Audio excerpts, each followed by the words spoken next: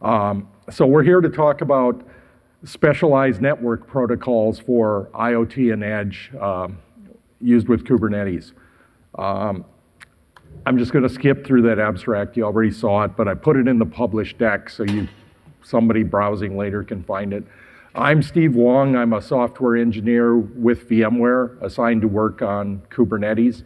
I have an interest and background in IoT because years ago, in the 90s, before they called it IoT, I did a startup called Wonderware. I was on the founding engineering team and have worked in the field during my career, and I'm spotting opportunities that might utilize Kubernetes and the collateral CNCF infrastructure for these use cases.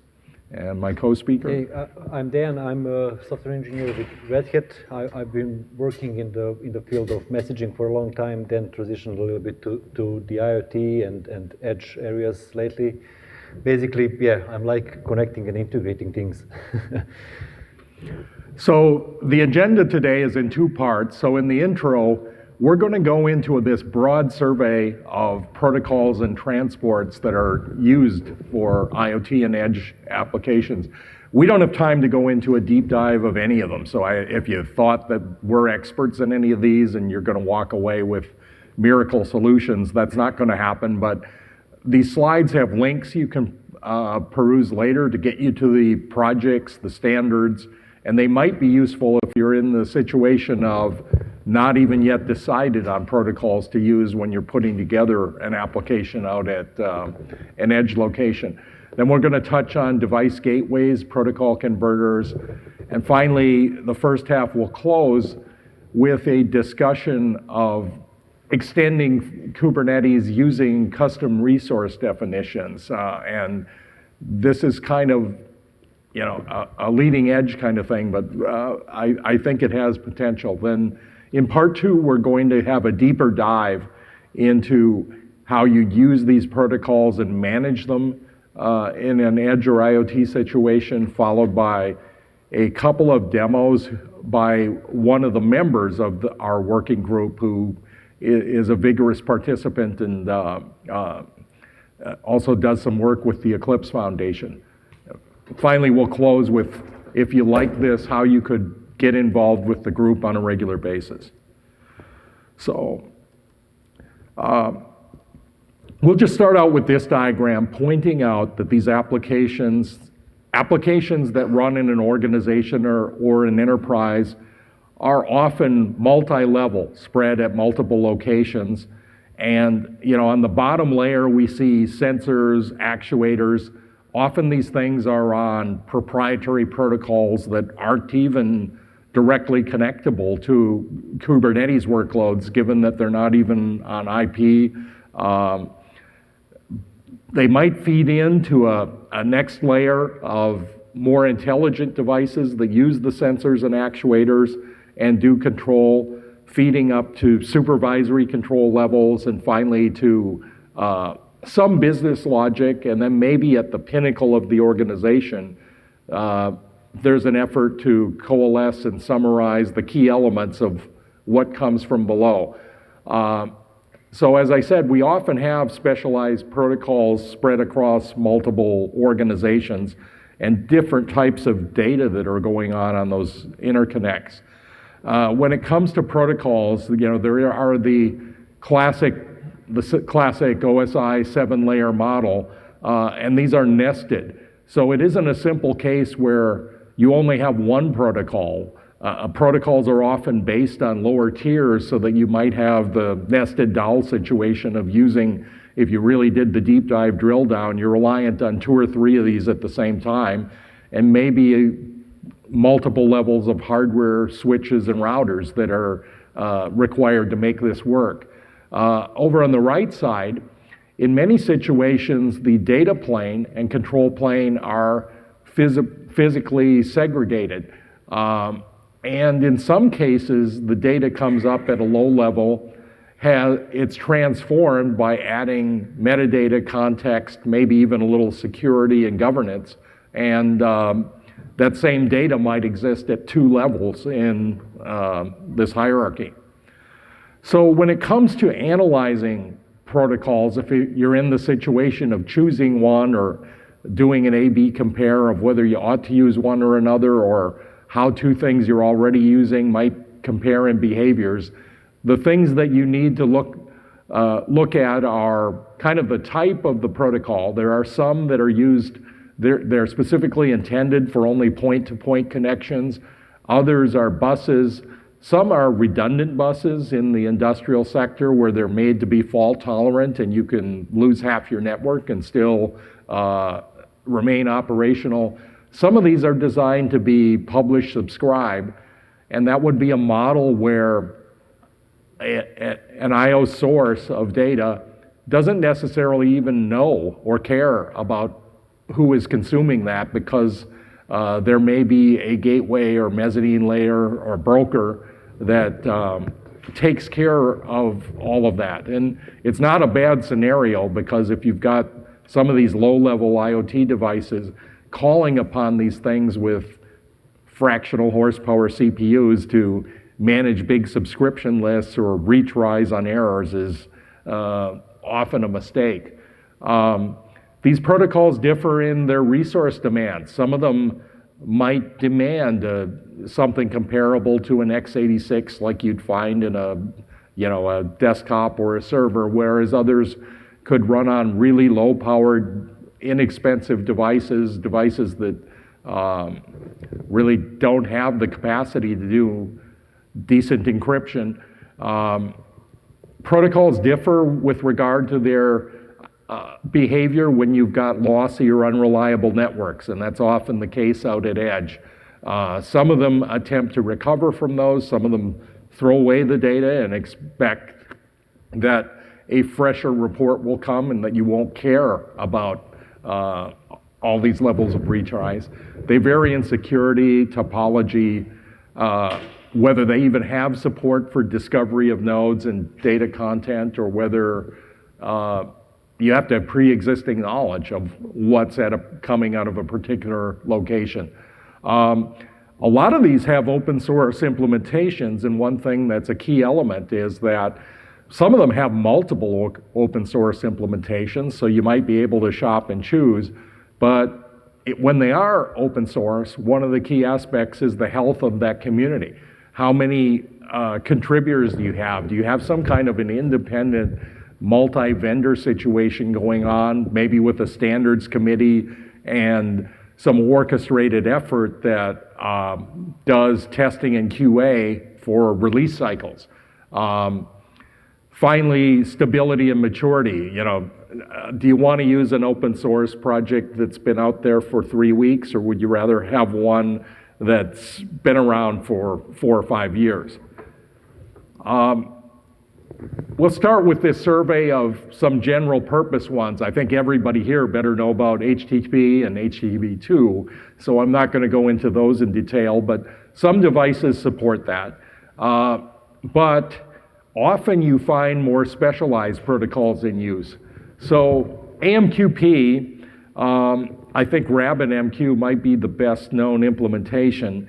It has reliable queuing, topic-based publish subscribe messaging format with flexible routings. It supports transaction security, and it can be built with exchanges that route messages in a fan-out form by topic or headers to get to locations that are interested in that data. MQTT is similar in some ways, but it's simpler and maybe more focused than AMQP. It provides a publish and subscribe messaging, and it's designed for resource-constrained devices with low bandwidth, operation on high latency networks, including dial-up lines and satellite links. CoAP is an example that stands for Constrained Application Protocol, and it's actually designed to use much lower resources than HTTP. It rides on top of UDP, but it's a solution along the lines of something you might be able to pull off with UDP. Predominantly going to deliver point-to-point connectivity and expect people to, a consumer to drive data with specific requests. DDS came out of the defense industry. I read about it, and there was a claim that it's been used in medical devices and things beyond defense. But interesting aspects of that is that it has a specific architecture to allow redundancy to make this tolerant to failures or even attacks on the infrastructure. It does use a publish-subscribe model, so it isn't, it's beyond a point-to-point network. Kafka at the bottom, arguably, is in an entirely different class, but I put it in here because I think a lot of people, I mean, if you saw in the keynote Walmart's presentation this morning for what they described as Edge, is using Kafka as a data transport, but it's kind of more than just a transport in that Kafka, unlike the other protocols here, kind of supports the equivalent of a broker infrastructure as multi-node, and it can implement storage. So it actually can take the data and store it for some time period. The other protocols don't really have a provision for keeping storage of these for, I guess, Kafka might not store it long term. There's one of two modes where one is old data replaces the new, but it always has something in there. And with the alternate mode, you put a specific time to live on these, but it is unique in that there's potentially a storage aspect going on. We've got higher level protocols, and these might live on, or ride on top of the protocols you saw in that previous table. So why would you have a higher level protocol? Well, what these are doing is adding metadata and context to these data items. So you'd have potentially both going on at the same time, where the low level one would be the initial source, and then it would be transformed into one of these. So some of these, I believe, are used for home automation, but some more for commercial and industrial activity. Finally, we've got some specialized protocols. This is by no means a list of them all. That would take 2 hours, but I just highlighted some very popular ones. Modbus goes back, I think, at least to the 80s, if not the 70s, but it was kind of the original de facto standard for industrial automation. And there is a publication of a standard, and it's kind of like it came out and a lot of people just cloned it. And it's pretty ubiquitous in manufacturing automation. BACnet is a protocol designed for building automation, heating, air conditioning, and other things that would go on in a building. The third one there is kind of a wrapper scenario. That's the OPC standard. The original OPC was Windows-based, and it was actually came about as a consortium that supported the Wonderware product that I worked on long ago. But being Windows-specific, they came out with a second generation that was kind of agnostic and a little more versatile. And it's a scenario that we're going to get to gateways in a minute that I would argue is in maybe the gateway class where you put on the air a server that is talking perhaps Modbus and 10 other things, but out the other end, OPC UA actually is a protocol so that clients would link into this, and a client could be written, multiple clients have been written, and you can write this functionality in your own application to link up with a server that talks OPC UA and get access to many different devices connected by many different protocols. We've got a set of protocols that are unique to transportation. A lot of these are found in your automobile. We're getting to a scenario where luxury automobiles can have as many as 37 computers on board, anything from anti-lock brakes, traction control, to entertainment systems. I've also thrown in a couple there that are used in the rail industry and aviation industry, and you can find links to learn more. Okay, let's move on to device gateways and protocol converters. Why would you want to use a converter? Well, a lot of these low-level protocols can't be connected to your apps running, in containers. Some of them in the industrial automation field, for example, are on these buses that implement what's called intrinsic safety. And it limits the current on those buses to like 4 microamps, and they're very specialized. They even require a specialized hardware port to be able to get onto that bus. And if you'd like to deliver them to nodes running things inside Kubernetes containers, that's a tough nut to crack. You probably don't want to put that specialized communications device on every one of your Kubernetes worker nodes. So the solution there might be to have those go into a gateway that translates them into something that would be accessible by a conventional IP. So these gateways potentially allow efficient sharing. The things you'd get out of it are potentially safety. Many of these protocols are even bandwidth constrained. So I've seen things on the market that purport to be an easy button for some of these unique protocols that will sell you something IP routable and get you on an industrial bus bidirectionally, allowing you to poll sensors. Something like that with no governance is probably a recipe to having a denial of service attack into your infrastructure and might have serious security issues, but I've seen them sold out there. And a gateway, I would contend, is something that can put in place a tier of governance where you'd have access controls, limits on bandwidth consumption to prevent these kinds of security risks. So bottom line is they allow you to route data to devices that otherwise wouldn't have realistic opportunities to connect. These can also translate from stateless to stateful protocols, and they can allow caching of data.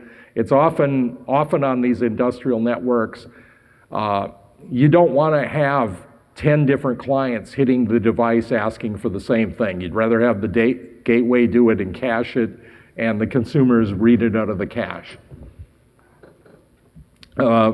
Few other things these gateways enable are load balancing and monitoring. So it's common with those OPC UA servers to actually put in place a farm of those behind a load balancer. It gives you resiliency, so if one crashes, you don't necessarily take an outage, and you can support larger numbers of clients by anybody using Kubernetes is familiar with the concept of horizontal deployment behind a load balancer, and sometimes these gateways and protocol translators would allow you to do that.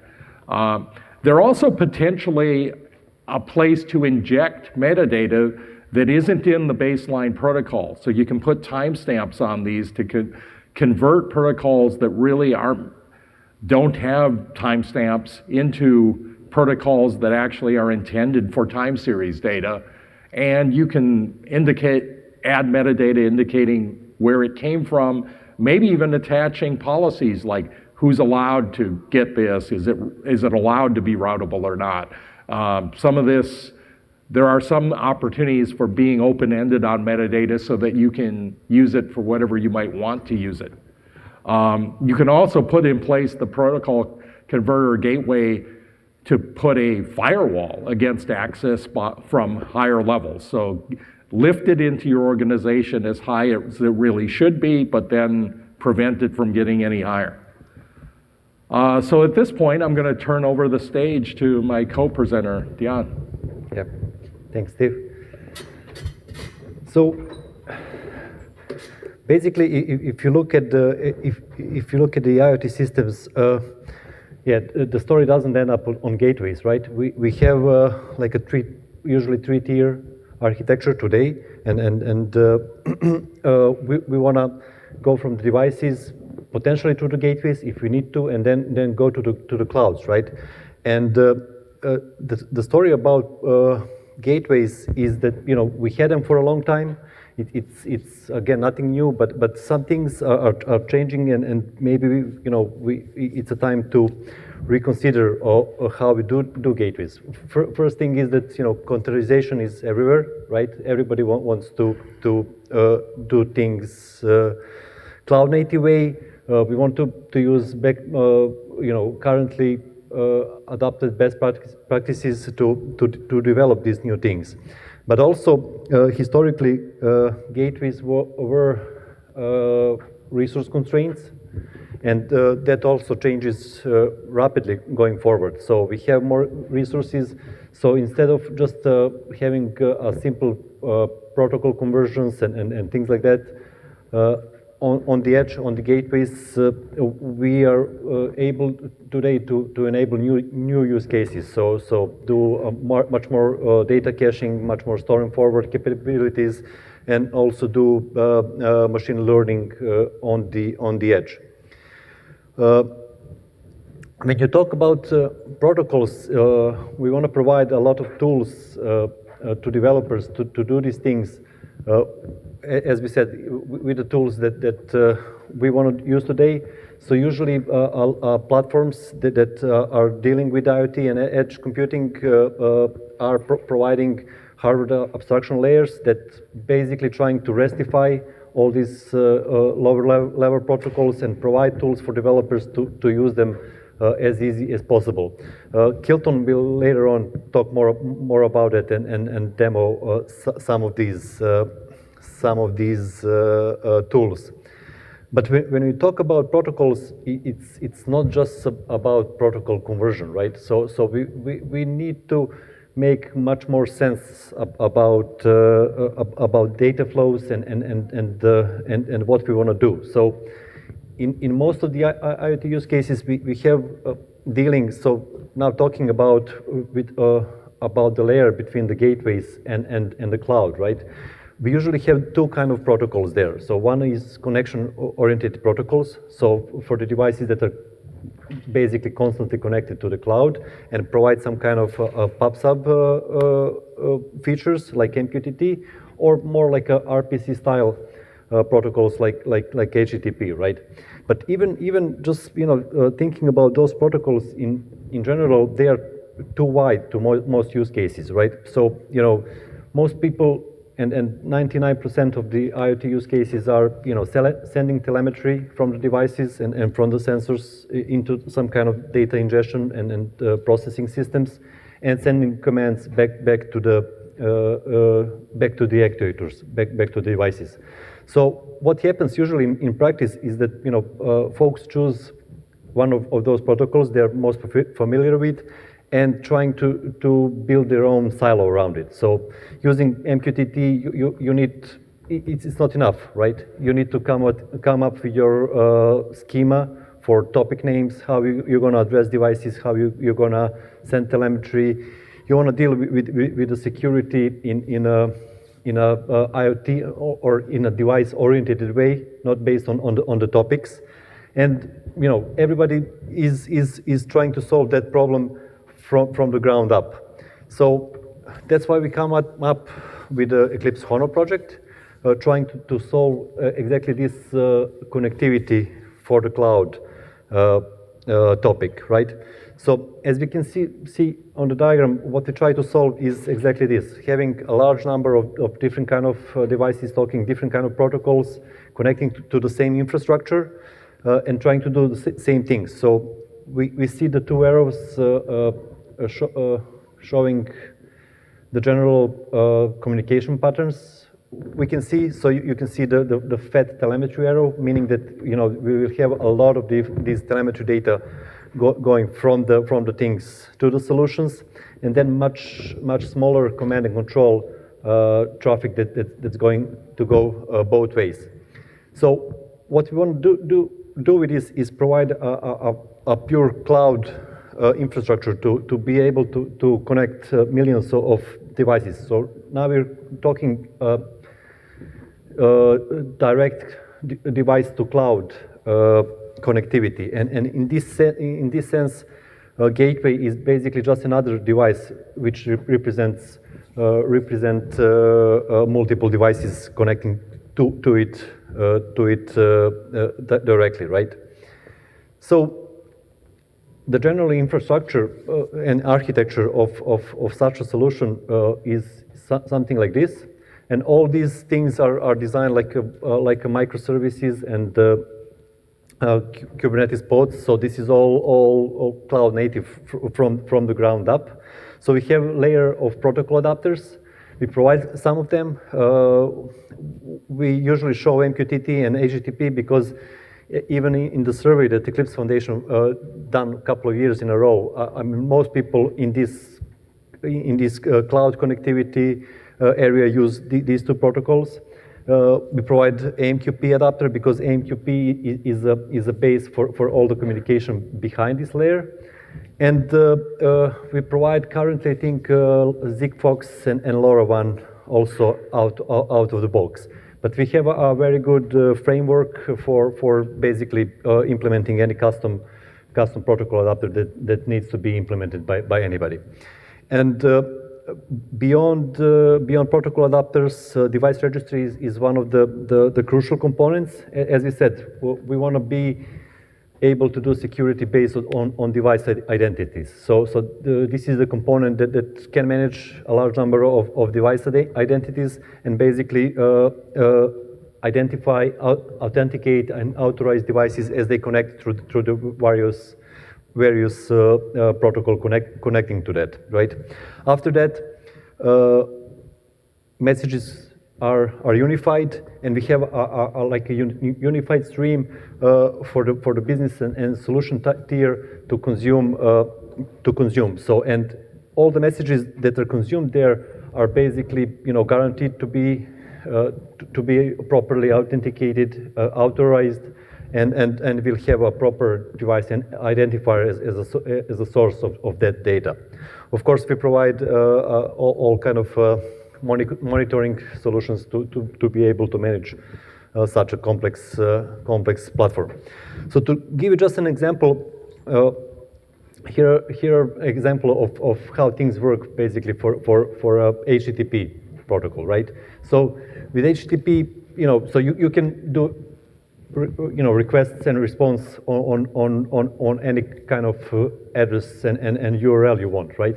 So we want to provide an API, and I would like to call it like a device connectivity API, and try to solve this problem once, and so that people can build applications that are basically compatible to each other. So we are here trying to send like a data by sending a post message to a telemetry URL, and that message will be by the protocol adapter be converted to an MQP message with a proper address, which includes the tenant. Yeah, I forgot to say that the whole system is multi-tenant from the ground up, so you can have multiple independent groups using the same infrastructure, which is the whole point of having the cloud infrastructure, right? You will have in your message the proper tenant identification and device ID. One more thing to say is that Hono as a connectivity layer doesn't deal with the data, so it's completely agnostic to the data payloads. It's expected for the solutions that comes after that to deal with that. And once the message is properly sent, we get the accepted response sent back to the client. The other thing, which often is interesting, is how we send commands to the devices that can only connect one way to the cloud, right? And this is something that most of these HTTP-based protocols in IoT space does. For example, a LoRaWAN, it's a radio network, right? Which has its own gateways, which then converts those radio messages into HTTP messages, sending them to the servers, right? So this works for LoRaWAN, but we created the same thing for the like a generic HTTP adapter. So, it's an interesting thing from the multiple perspectives. So one is that it's only one-way communication layer, right? And we need to send something back. But the other is that most of these devices that connect directly to the cloud are usually sleeping a lot of the time, right? It's battery powered, so it's important. So they wake up occasionally and try to do something. So how we deal this with only HTTP as a tool?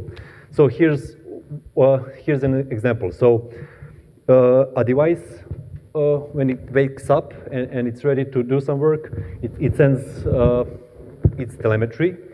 But even if it doesn't set telemetry, it can send like an empty event, so to say.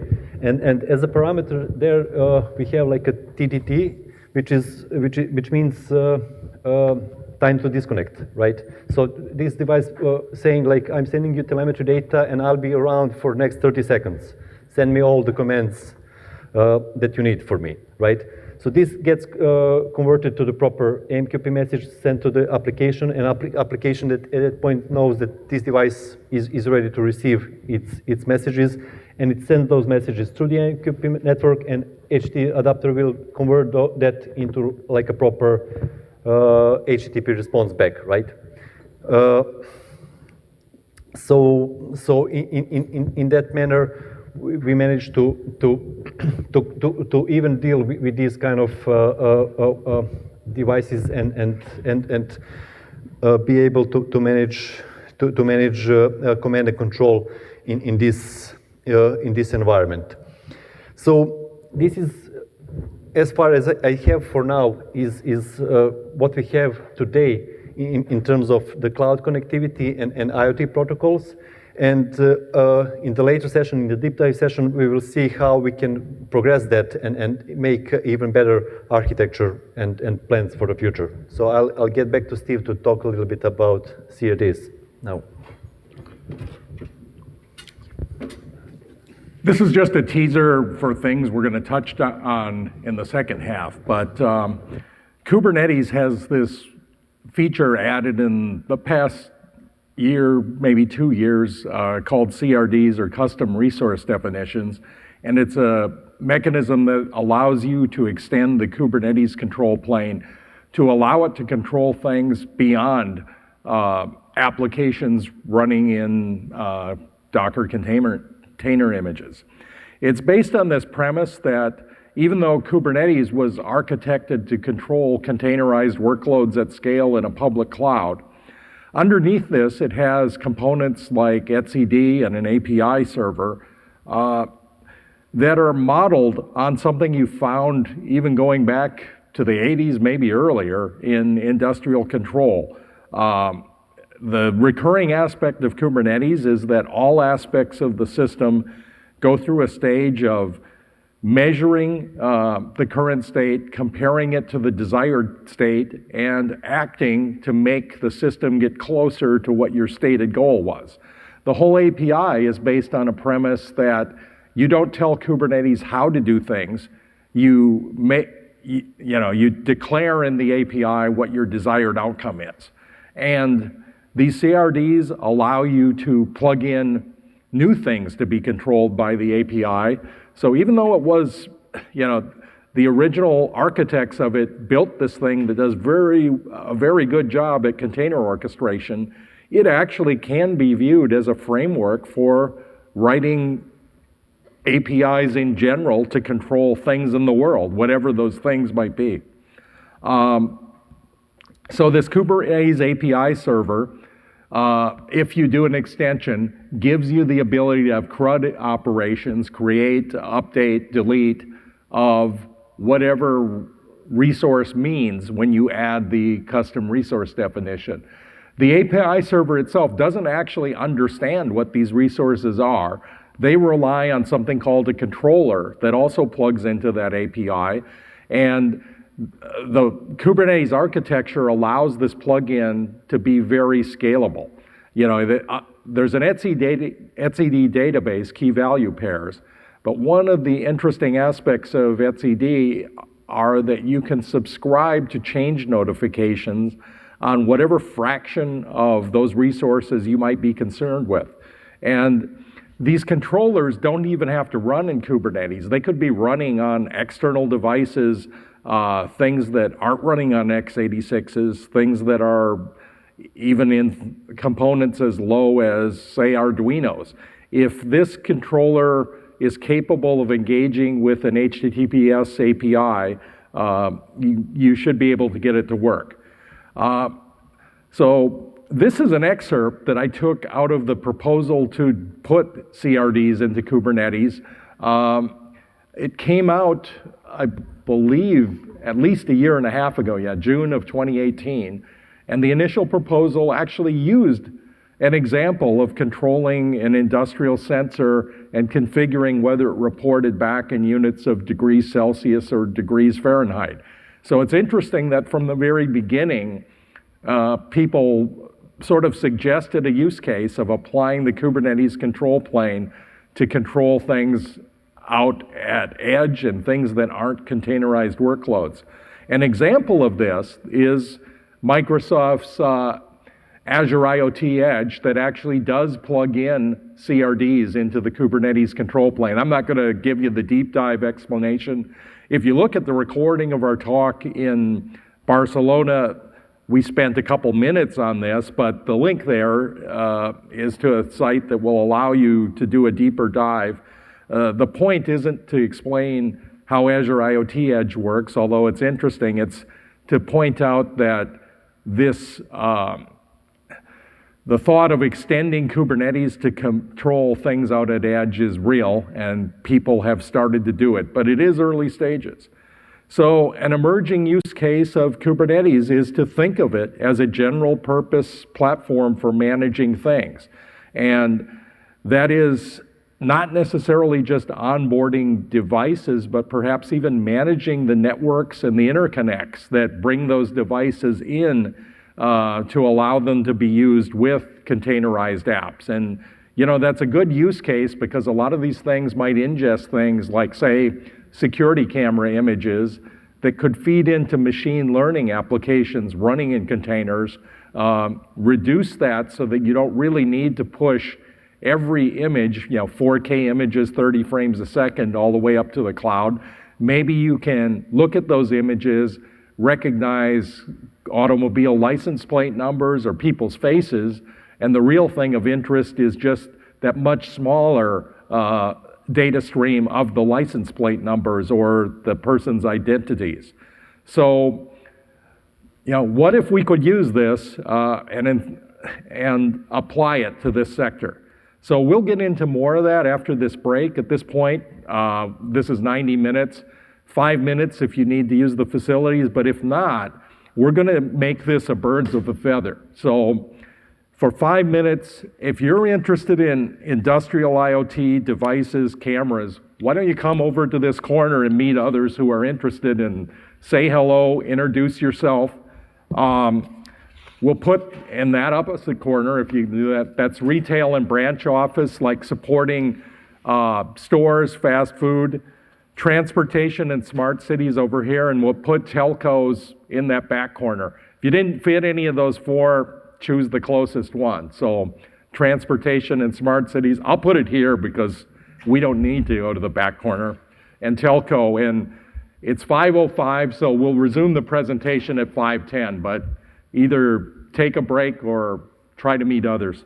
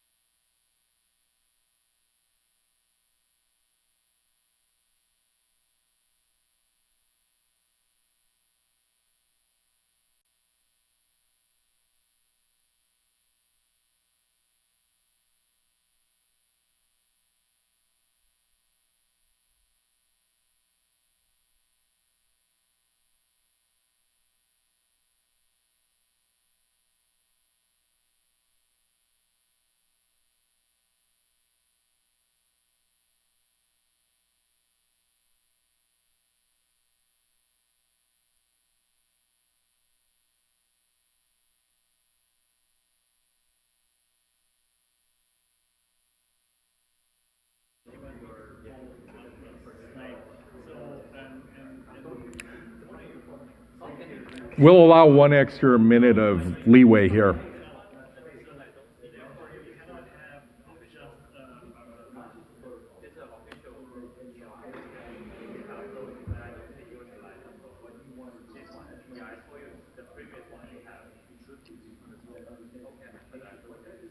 Okay, let's get started. If we get started now, there's a good chance we'll end early and we can continue these birds of a feather discussions at the end. So we're moving on to the deep dive.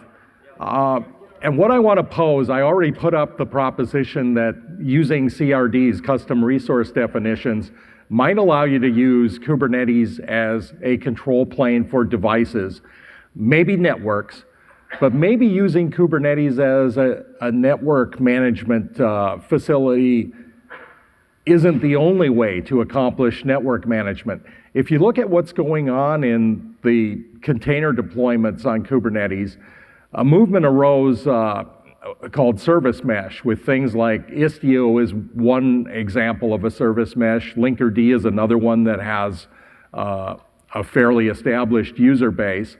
And I'd like people to think about whether this concept of having an external controller of networking with the other things going on isn't of interest.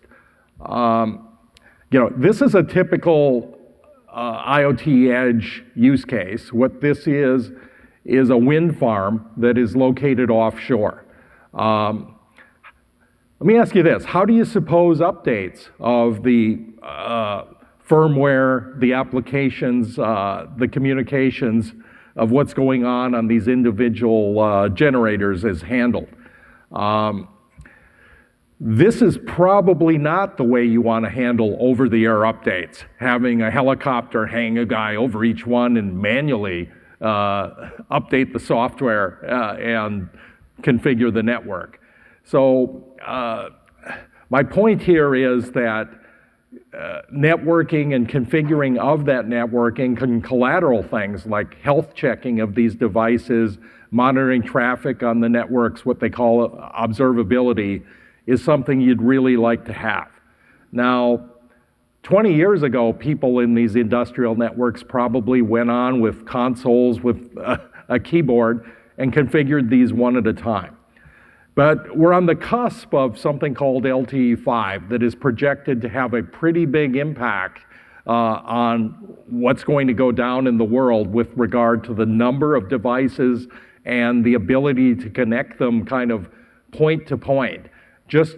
I think in many ways this is comparable to what went on with microservices in breaking up monolithic applications where these point-to-point connections potentially are shorter lived. They're somewhat non-deterministic. There's a lot of them.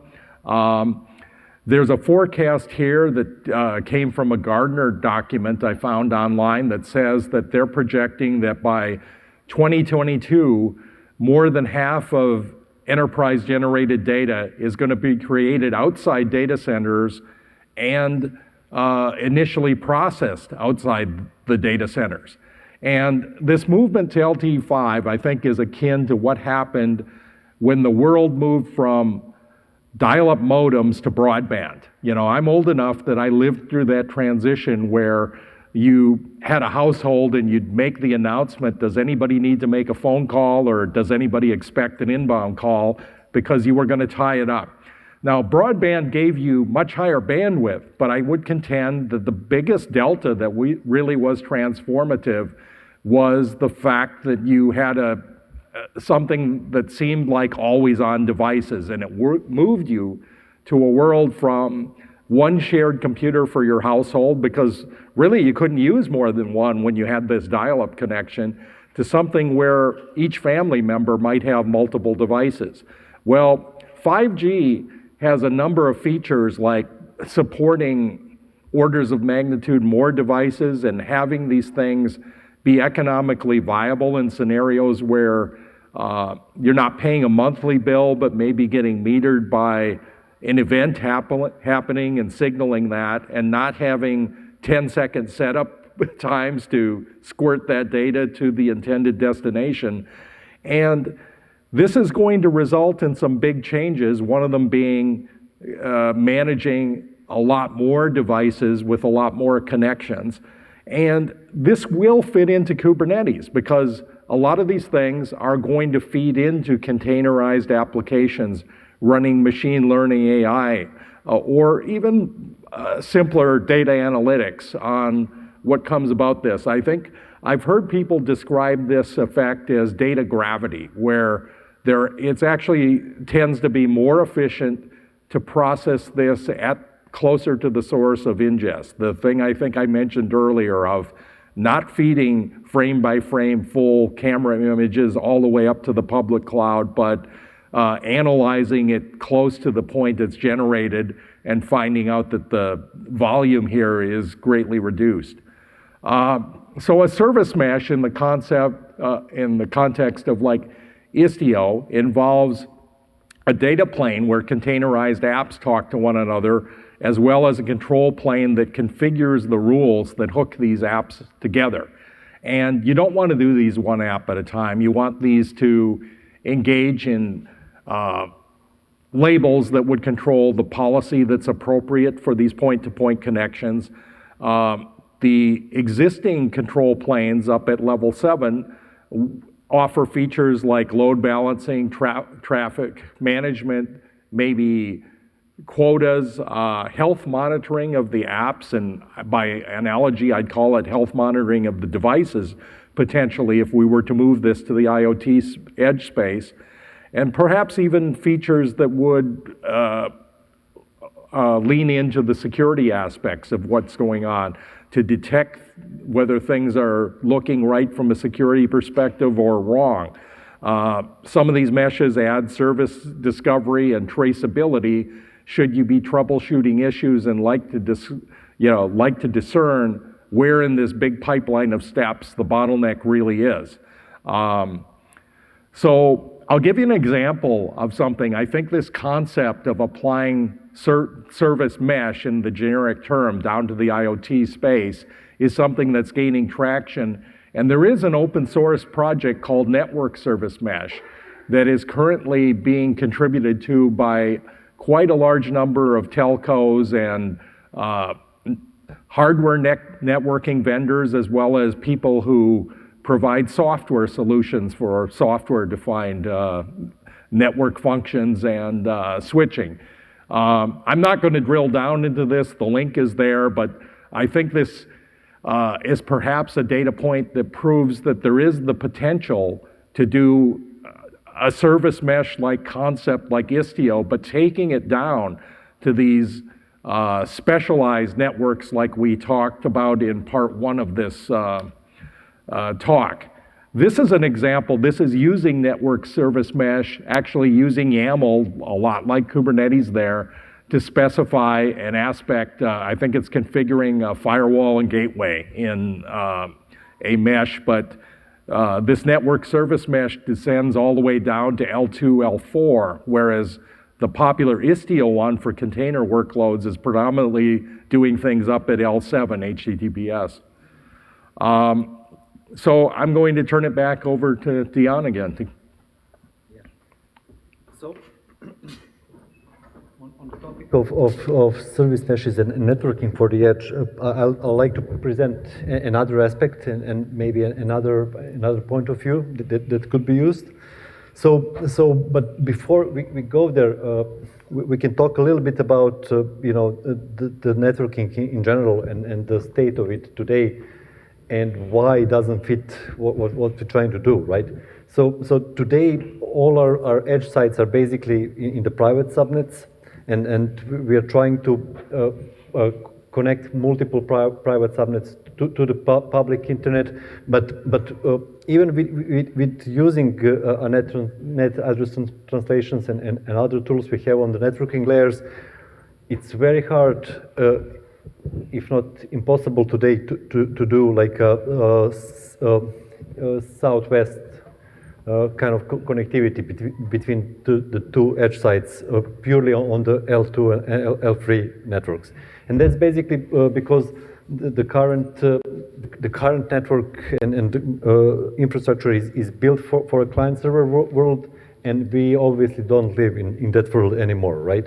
So what we want to do is basically connect all these things, right? So connect all these services living in different private networks together, but not address them using the network addresses, but use some kind of network overlay on top of that to try to do things differently, right? And for that reason, we think we need to go back to the layer 7 again and provide a proper tooling there. So one of the solutions we have there is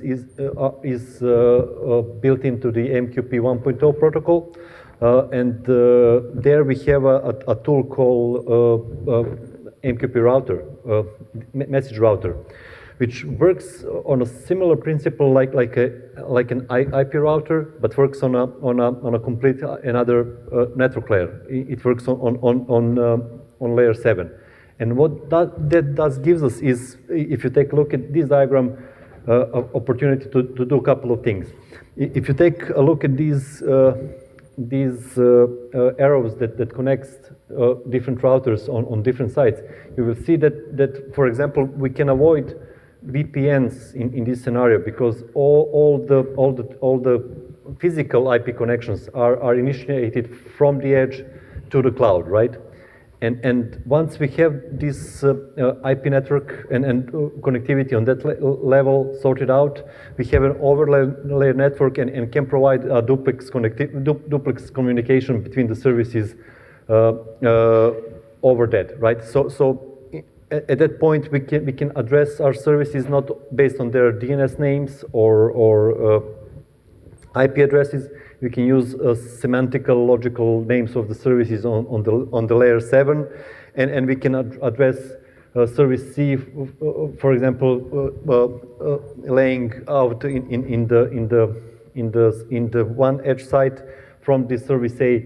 Sitting in the other edge site, and you can see that with this approach we can basically do east-west communication between the edge sites that are even not physically connected, right?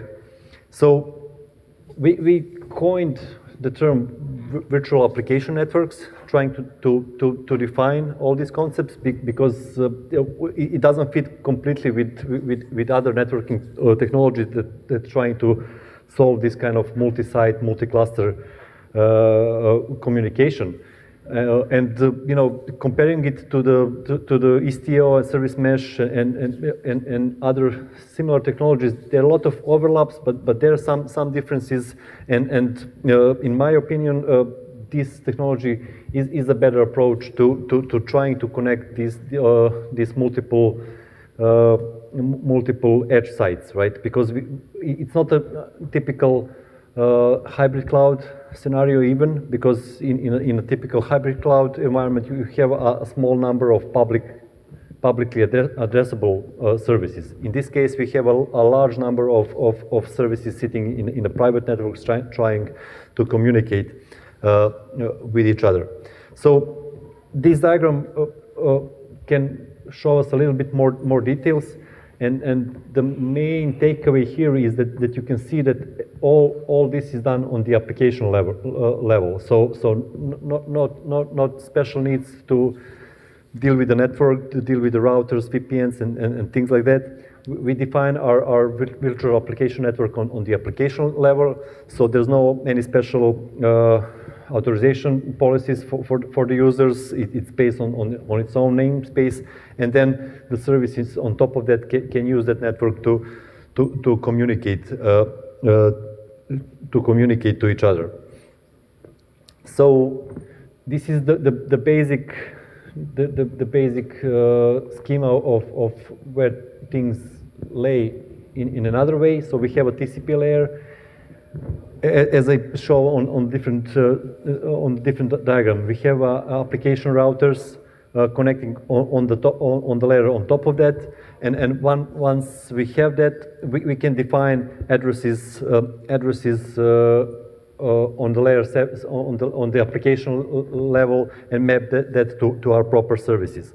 So a couple of things we get there. First of all,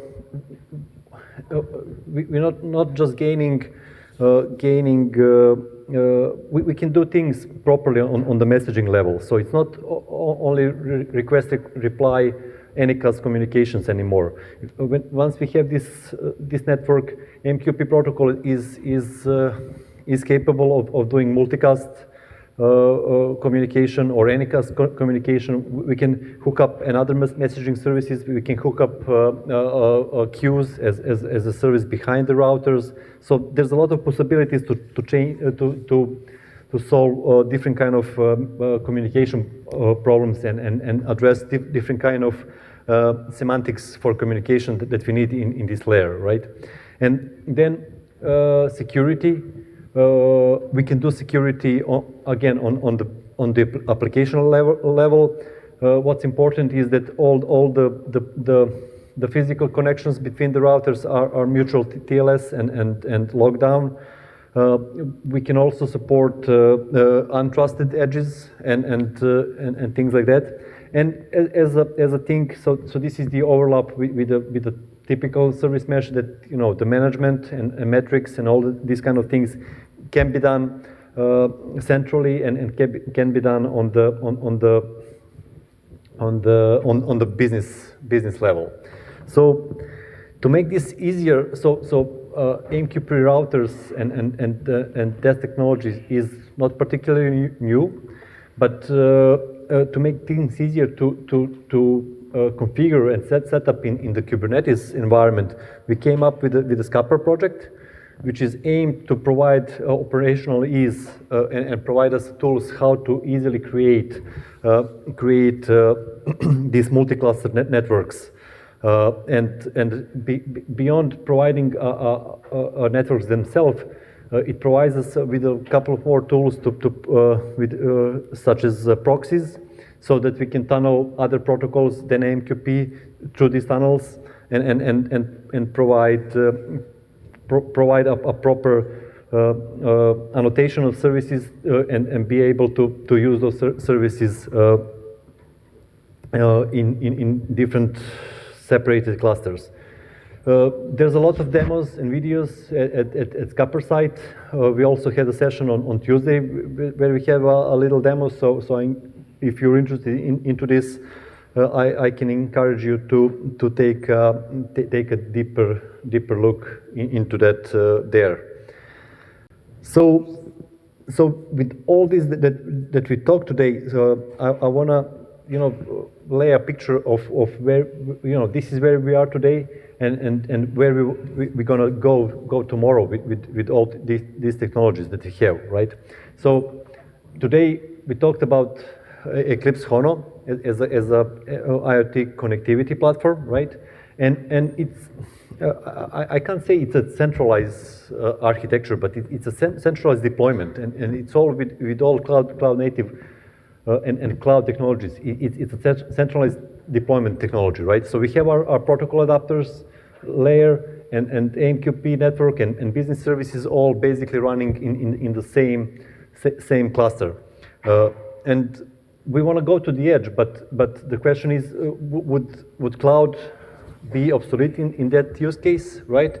And the answer is always no, right? So we will always need to have our own central point of control and management and data aggregation. But we can still do much better if you try to distribute things and move things closer to the devices and closer to the edges.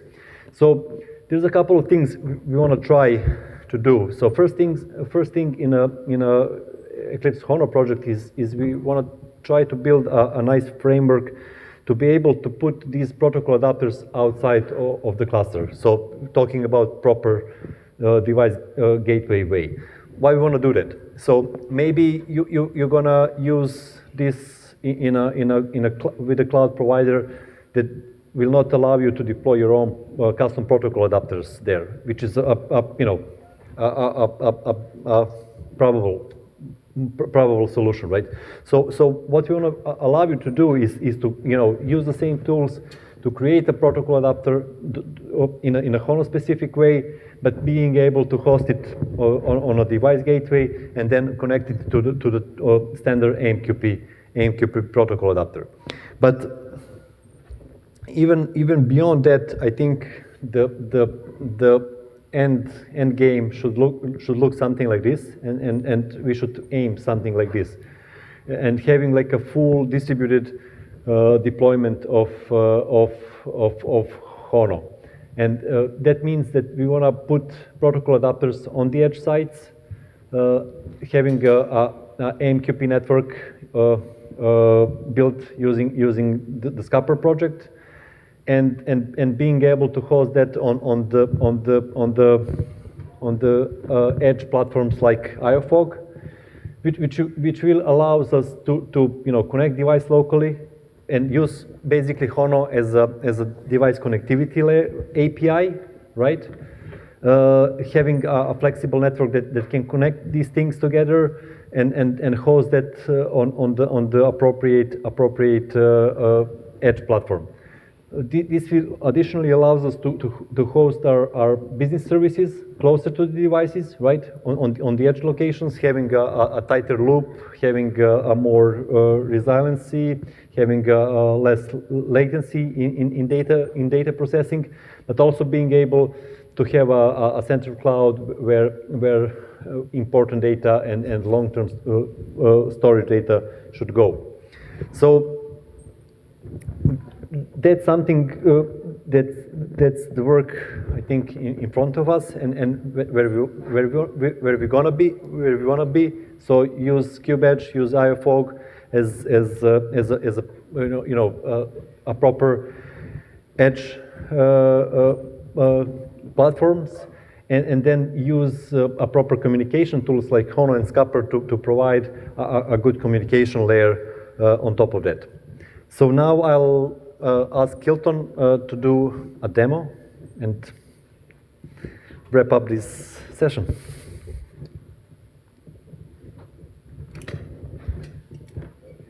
You can just close that. Sure.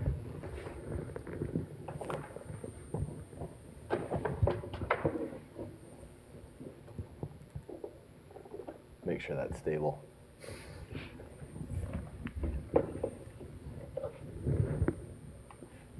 Even better. All right, let's have a look here. Should come up momentarily. How's that looking? Okay, great. Good. Let's make this a little bit bigger so you can take a look at what we're going to do here on stage.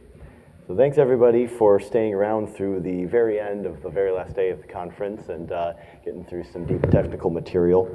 So what we're going to do here is we're going to take a look at a equivalent of a protocol adapter, or it is a protocol adapter from Bluetooth Low Energy to REST API, and we're going to do that right here in the room with this Raspberry Pi. And so what we're looking at here is this is what we call an edge compute network. And the map here shows all the different nodes that I have, and I've got this one here, which is probably going to show up as being Los Angeles, and I can tell you why.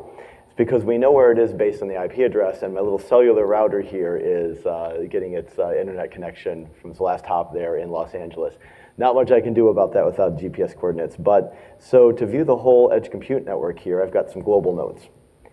And now, the important thing to note, some of the nodes are on, some aren't. I actually had a lot more at our demo booth, and they're currently in my bag, so offline.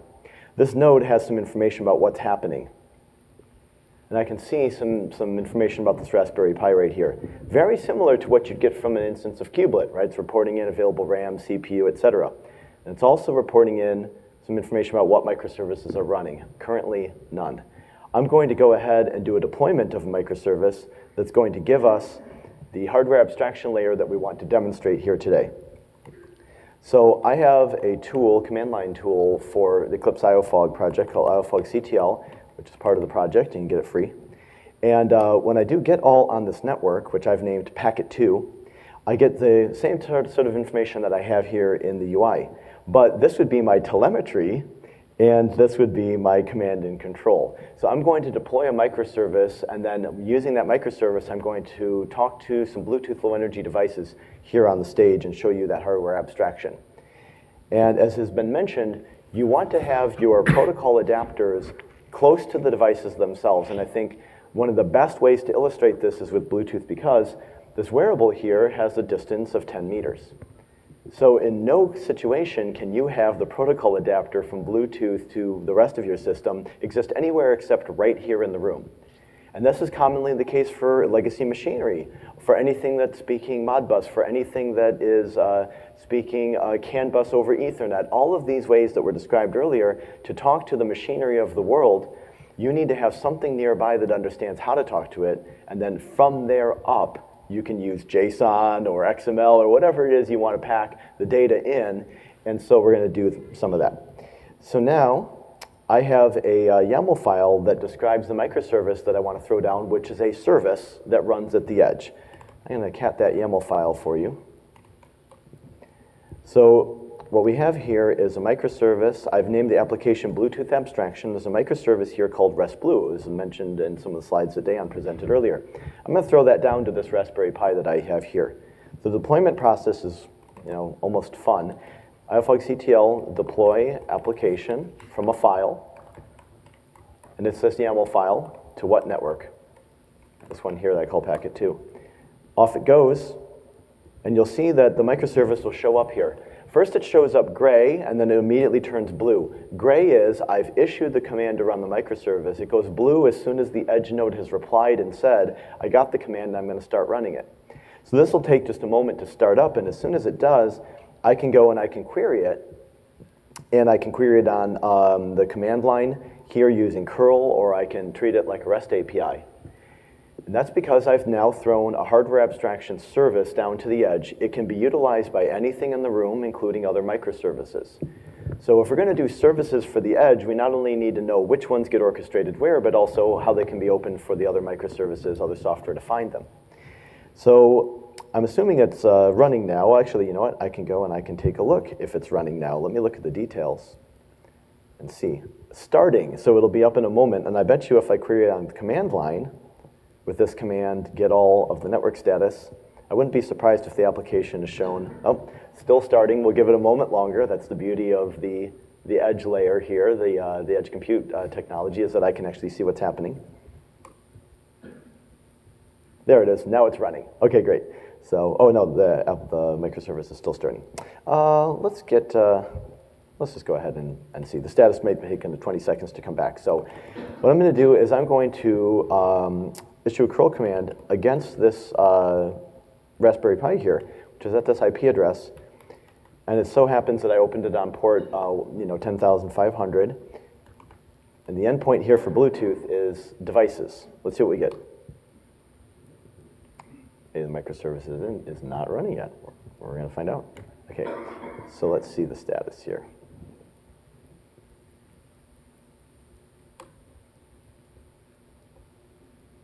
No, that does say it's running. And I am Pi Agent 2. Let's see here. I want to get the IP address, make sure I also have the right one. Details, and yep, .94. Okay, let's just hit that again.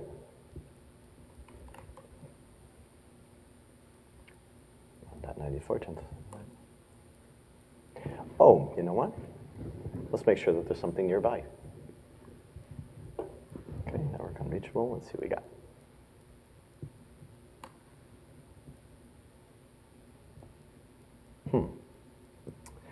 The demonstration is A-OK down the hall. You know what it probably is? Disconnect from my VPN where I have another device at that same IP address. Found the problem. Okay, great. I'll turn this guy off because I want to do that differently. Okay, let's try this again. Now let's see. There we go. Here's all the Bluetooth devices that I can see from stage. And now let me pipe it into JQ so it's a little bit more legible. So let's see what we got here. A lot of unnamed stuff. Here's my device that I was looking for, so we'll connect to that in a minute, do it manually. See if we got anything interesting, anybody's Apple Pencils or speakers and stuff. All of these ones that you're seeing with the masked IDs, the smartphones. Who's got a tile in their pocket? Nice, nice. All right, excellent, excellent. We'll do a quick scan for anything else interesting, and then I'll move on to showing you how to use this a little bit more. Looks like that's all the good stuff for the moment. So if I want to talk to a device here, I can, let me power this on.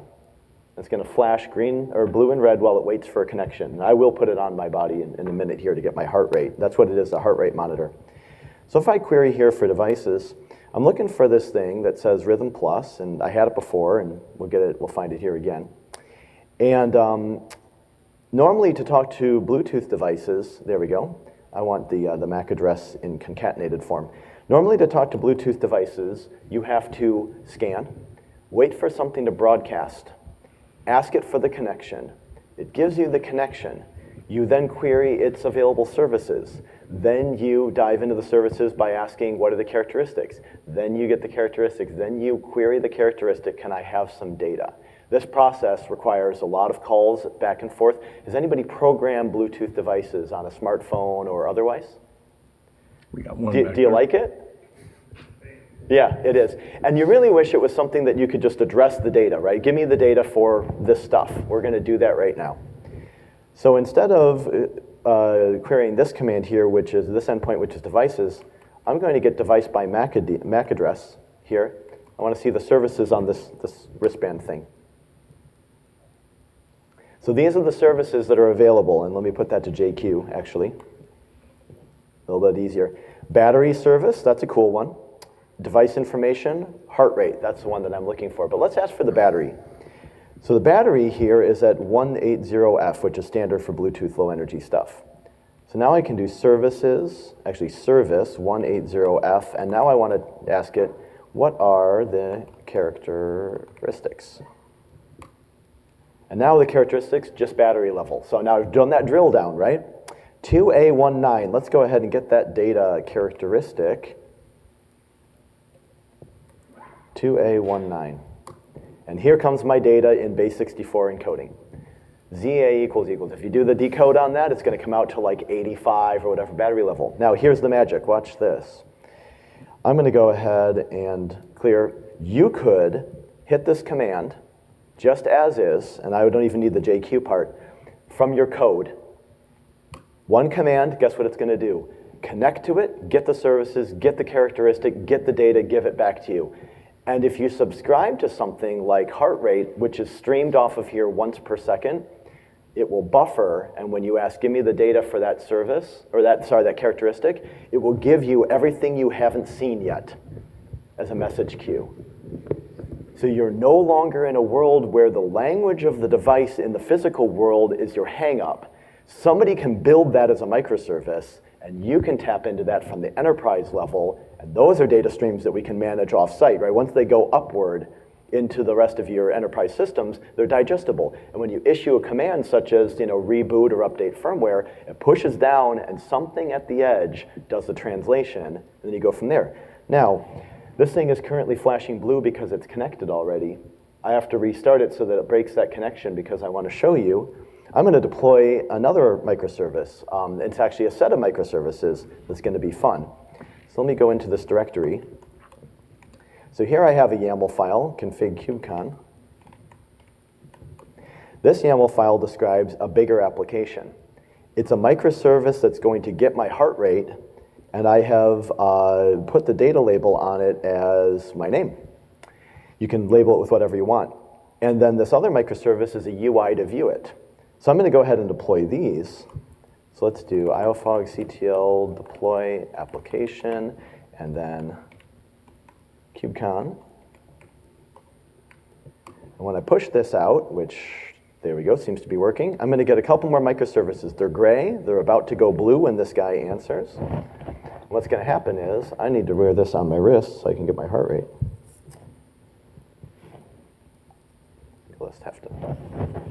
I'll just have to hold that kind of tight. Okay, great. So we'll let those get pushed down. And once they push down, it's going to start looking for this device. Again, it's going to flash red and blue. And what I'm looking for is I'm waiting for the microservice to run. And then it's going to go blue, letting me know that it's been picked up. And then there's a user interface that's going to allow me to monitor my heart rate And that also is a service that can be used here at the edge. You could just as easily put that UI in the cloud, because I'm sending data post the protocol adapter to reach the rest of the system. There we go, it's gone blue, so that microservice must be running. And I didn't think that I'd have the leather jacket on while wearing this, so that makes things a little tough. Here we're gonna go to, it would be 192.168, 194, and I'm looking for 88.99. Let's see if we've got it up there. Oh, there it is, great. So we've got my heart rate, which is nice 55 beats per minute. You're not nervous. What's that? You're not nervous anymore. I'm not nervous. Oh, you just made me nervous. Earlier, I had someone at my demo booth put this on so that he'd be my guinea pig. And I could tell that he was wondering, what's this gonna do to me? We put it on and his initial heart rate was 120. So then everyone starts laughing, it goes up to 125. So we said, wait, we need to calm this down. Like somebody give him a drink or something. And so then as he watched it, biofeedback's amazing. He got down to 80 something, all until we started joking and laughing again, and his heart rate went back up.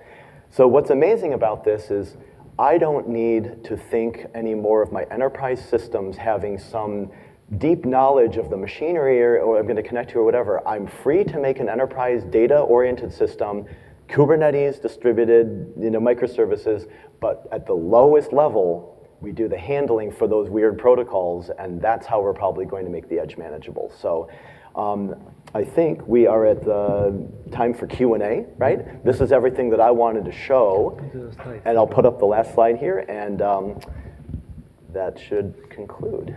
Here we go, and why don't I do this? I'll just hit present on it.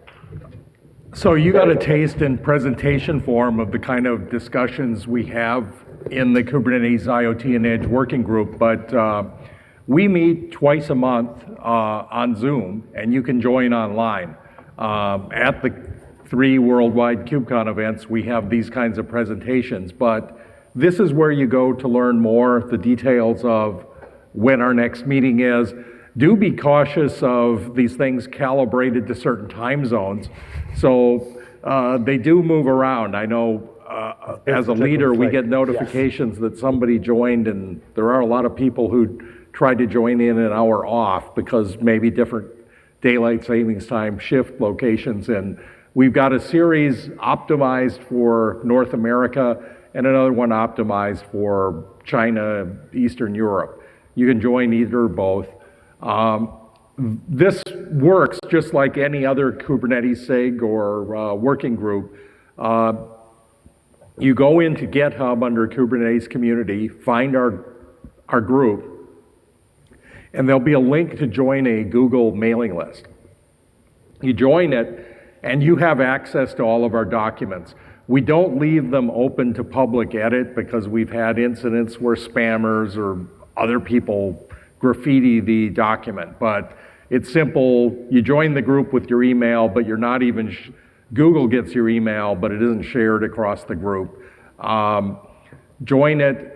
If there's something you'd like to have discussed or present or, have the organizers try to seek out a speaker on, you're free to actually put suggested agenda items in a future meeting, and we'll try to make it happen. Ground rules, this is the Cloud Native Compute Foundation, a nonprofit that is focused on open source. So we're not interested in having these meetings hijacked and turned into commercial sales pitches, but we are quite welcome, and we usually do discuss open source solutions and applying things like Kubernetes to use cases that at this time aren't as popular as using containerized enterprise apps, but we're getting there. We have already published, these things typically start in the form of a presentation like this one, then we'll take the information we presented, maybe turn it into a white paper, and the last ones were security focused, the issues and potential solutions that you have for imposing security in the IoT edge space. I suspect we might end up with a white paper on protocols since we went to the effort to do a little information gathering here. And, but you can look at that white paper for an example of what goes on. With that said, I think we maybe don't get kicked out of the building until 6. 5 minutes for questions. We've got a microphone here, so, and it's being recorded, so wait till somebody hands you the mic to ask the question. So I applaud you for doing a live demo with an IoT device. I've done them before. I know how nervous it can be. So good job.